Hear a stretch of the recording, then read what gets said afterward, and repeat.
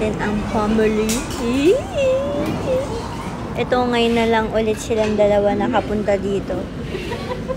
Mga busy person. Ito naman, busy person din siya. I'm Scheduling daw siya. Bumili kami ng condis na cake.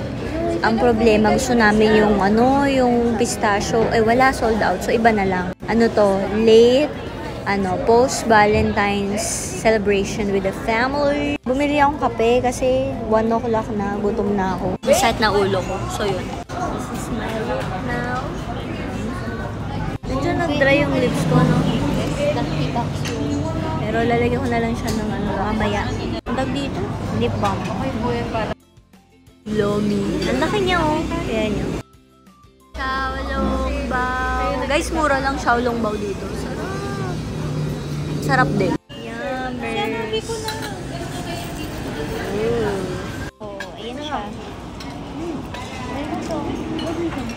Sarap pa. Ate, may chopsticks na to. Parang mas marap yun.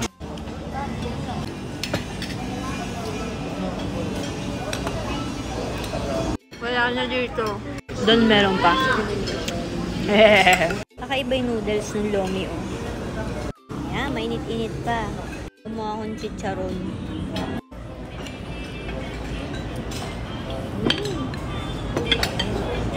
Salt and pepper. Ano to isa?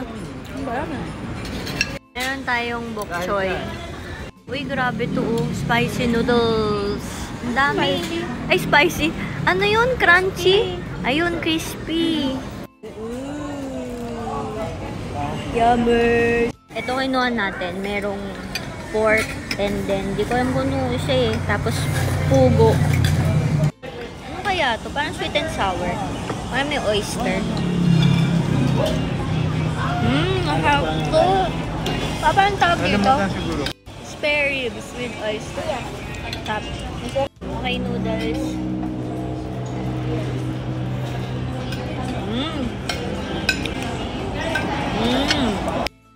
So,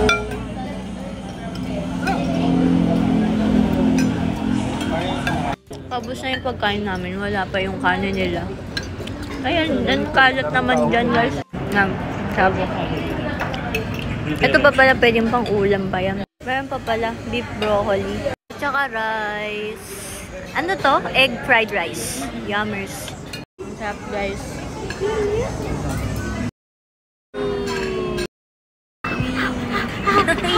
White chocolate na Xiaolongbao yun. Kwento mo na lang sa akin. Ang lasa. Dito siya mainit. Ang init na ba? Dila ako eh.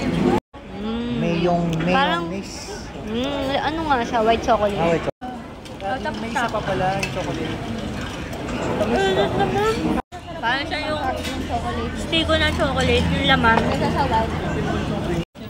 Okay din. Pang dessert. Saka maliit lang siya.